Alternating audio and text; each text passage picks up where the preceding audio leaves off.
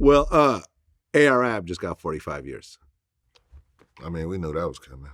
45 years? Nah, I didn't see that one coming. Shit, that was good. Like, we thought he was going to get 45 is good? I mean... He's 38 years old. He's getting out at 80... I mean, 45 sound better than life in prison. Like, 83 years. I'd rather hear that. Like, getting out at 83? No, I mean... That sounds good to you? No, I mean, it sounds better than life in prison. Like, you was looking at life. It sounds the same. He was looking at life in prison. Like, so it just sounds... I mean, it's either way you fucked. But I'm just saying, sitting there in court and hearing... You've been sentenced to life in federal prison, or you got 45. Like, you just feel, you feel like you got some kind of action or some kind of get back. If you have a date, like, yeah, you know what I mean. It feels better. Yeah, I mean, but having a date longer than your lifetime. I mean, yeah, of course, but it just feels better. Like, either way it go, you was out of here anyway. But as a man, and you know what you was doing, you know the life you chose, and. You know what I mean? So it sound better. It sound better. Yeah, it's sad, man, because he was a regular guest on my show. Like, not a regular guest, but like someone. It's not sad though. I don't find it sad. Like, I don't see any sadness. Well, I mean, I know he bragged about. He loved his lifestyle. He bragged about it. He like, you know what I mean? He rapped about it. He like it was. He died. He lived his life, and like, you know what I mean? That was the life he clearly chose for himself, and he clearly was proud of the life he chose, and. You know what I mean? Like, and he got what we all know that comes with that life. So it's not really I wouldn't call it sad. It's unfortunate, but I'm not sad about it. I can't be sad. Yeah, I mean, it depressed me, man, because like I said, I really liked the guy. And he was someone who I had interviewed a bunch of times. I thought he was super talented. Swizz Beats was the one that actually put me up on him. He called me one day, he's like, yo, I got this artist in Philly that's dope. You should interview him. I checked him out. He was dope. Yeah. But did a bunch of interviews with him. People were, of course, blaming me for his arrest. He did an interview saying that the interviews he did with Vlad TV had nothing to do with this case. Weren't even in the paperwork. Had nothing to do with anything. We know. But of course, people gonna blame me for it, and that's fine. They could go ahead and do it. They're gonna blame you for Casanova now too. Well, yeah, they blame me for Casanova, and then, oddly enough, we actually got the audio.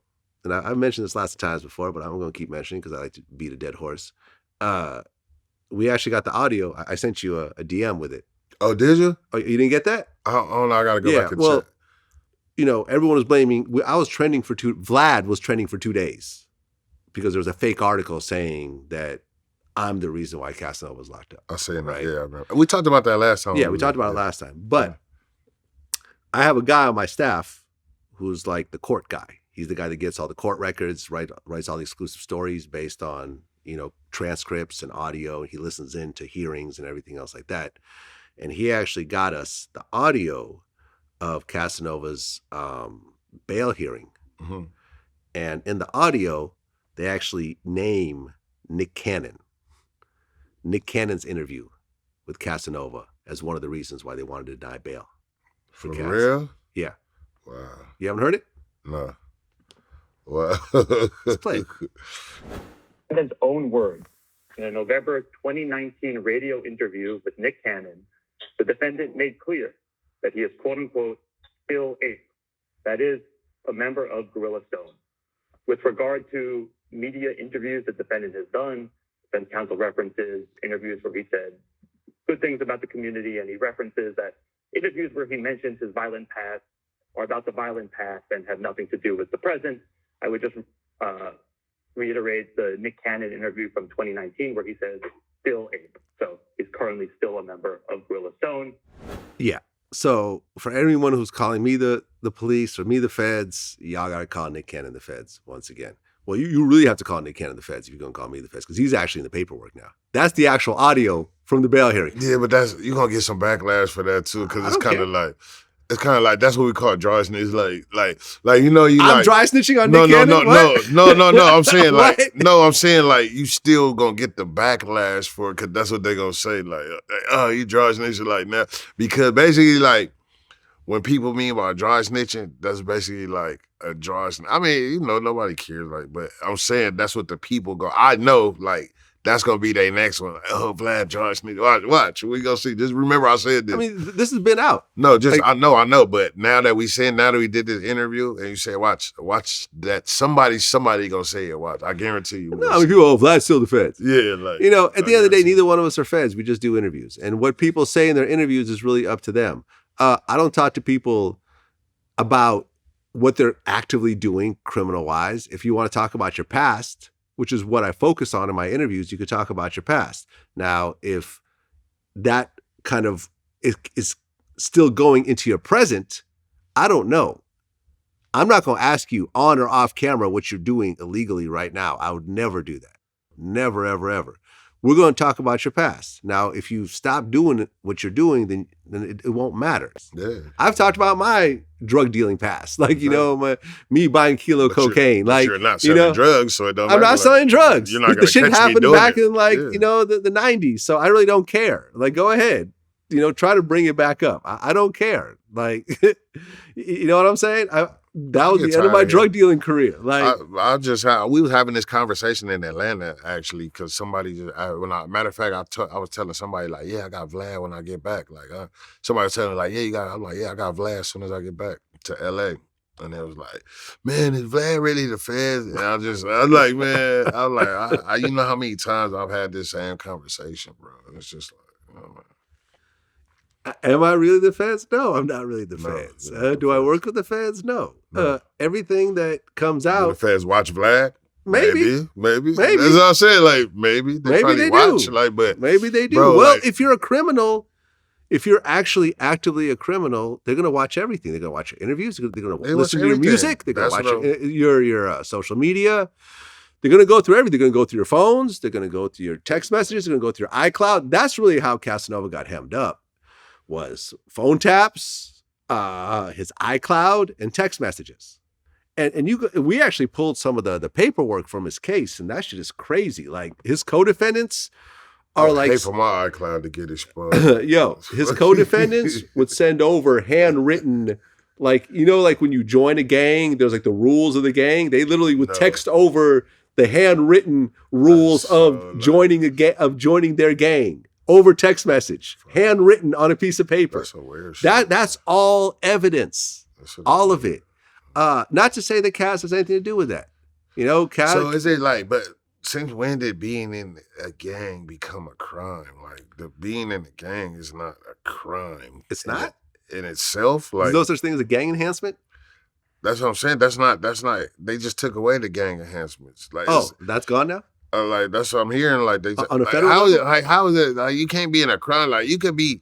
Like, a gang is like, just saying like you're in a gang, like that's a group of friends, but you might not have anything to do with their work. Like that, like you could be just say you're a part of a gang and it's 50 people and you just, you know, you're a member, you hang out. But just say these 5 dudes over here are selling dope over there. Right. But Well, I don't even hang with these 5 dudes. I don't even we off in the same neighborhood, but I don't even hang with them. I don't even deal with them. So they get I don't have anything so the whole gang, like just because you're a member of this, that means you were selling drugs with I wasn't selling number drugs. one, I it's don't called- sell drugs. I don't sell drugs. So I don't even you know what I mean? Like, right, but there's something called Rico, right? There's something called Rico, and in this particular case, in his case, and I've gone through the paperwork, and whoever's listening could go through the paperwork as well, as opposed to just looking at memes. But if you go through the paperwork, what happened was, you know, he is putting himself in some level of association with this gang, and that's what they're saying in that Nick Cannon interview. He says, "I'm still Ape, you know, I'm still untouchable, Gorilla Stone," and they found text messages and iCloud stuff that actually ties him into some of the crimes, like drug dealing and stuff like that. Mhm. See what I'm saying? Like, well, what they're trying to say is that, you know, there's a picture of him holding all these bags of weed, right, in Cali, which is perfectly legal. But then there's text messages of him saying that, you know, they're accusing him of like basically giving it to other members to sell and stuff like that. You see what I'm saying? And there's also like guns and stuff like that they found both on his social media and on his personal iCloud. So they're tying him into crimes, and then with that, you throw in the gang thing on top of it, and that's why he's locked up right now with no bail. It's that. Now, you could say, like, Chris Brown claims to be a blood. Is Chris Brown going to get hemmed up as a gang member for just being in a gang? No. But if they could prove, and I've seen this happen to people, like people who are just sort of associated, if they could prove there's somehow, if they could prove that Chris Brown held some guns for somebody or gave someone some money to buy some drugs and knew that was what he was doing, then Chris Brown's going to go down as a gang member as well. You see what I'm saying? Just saying you're something is fine, but once you tie yourself into criminal activities, like being from somewhere shouldn't be. But it makes it like, easier. If you're committing crimes, if you're actually like facilitating these, like if someone's call you like Boskoe, like someone was to call you like, hey, I need some money for a gun because we do this. That's one thing, but just because someone calls you like, hey, what's up, homie? You from where I'm from? How you doing today? Well, I'm good. Yeah. Like, man, that's not a crime. Bro. I agree. I agree. And really, it's like at the point that you become an entertainer, that should be the moment that you completely stop any sort of illegal activity. Yeah, at the point that you start rapping about it, doing interviews about it, but yeah, like doing social media activity, shit, you should completely 100% stop, and you should hope that whatever you're doing previously doesn't catch up to you. Exactly. That's but it's like at the same time, it shouldn't be a crime for still knowing. You still know the people you know. You still like, you know what I mean? You become a celebrity. You can know those people. I know lots of criminals. Right. You know what I mean? Like criminals are my friends. It's cool. But have I ever been involved in anything in regards to any crimes? No. None whatsoever. Zero, zilch. I don't want nothing to do with it. Don't talk to me about it. Nothing of any sort. I don't want to join a gang. I don't want to do nothing. I'm 47 years old. I have a legal business. And listen, this is coming from someone who, like I said, I've dabbled in drug dealing before. But more so than that, a lot of my early career was spent as a mixtape DJ, selling illegal CDs. Wondering if the feds were going to kick down my door at one point, like they did to DJ Drama. Like back then when they did pirating and I was selling mixtapes, and I wasn't clearing all the songs, and so forth. Once again, past statute of limitations. I could talk about it. I don't do it anymore. But I remember when DJ Drama, he got busted and they towed his car and seized his bank accounts. I said, I remember that back in the day. I'm done. Yeah. I said, I'm done. I was actually a partner in a major mixtape company. You know what I'm saying? I'm not going to say which one. I was a silent partner, and I told my partner, I'm like, yo, you can have this shit. Let's just split it up. I'll walk away with this little bit, whatever. You can have the rest. You can have the company. I'm done. I'm doing DVDs now. I'm doing video. I'm good. Fuck all this. It was really that illegal, mixtapes? Well, it wasn't, but then when DJ Drama got busted, it made it more real. Yeah. You know what I'm saying? I'm like, okay, because the problem, and this is what everyone has to realize when it comes to illegal shit, is that if you're just doing it on a little level, no one's really going to care, and whatever, you make a little bit of money and you fly under the radar and it doesn't matter. But the bigger you get, the more you get on people's radar and the greater the penalty is. So there was so little motivation to get bigger. Because I remember me and my old business partner used to argue about this. He's like, yo, we need to make this mixtape site bigger. And I'm like, why? So we can get busted harder? Like, like the fuck is the... what's it, Omi and the Hellcat dude? Yeah, like that dude. Yeah. He was fucking huge, but you made busted. yourself big. Like you got a fucking YouTube channel. I swear to God, when I just start noticing him, I swear to God, like I noticed him. I don't know how I came across him, but I started seeing this shit and I was watching. And I swear to God, the first time I said, this nigga going to the feds. I'm like, what the fuck?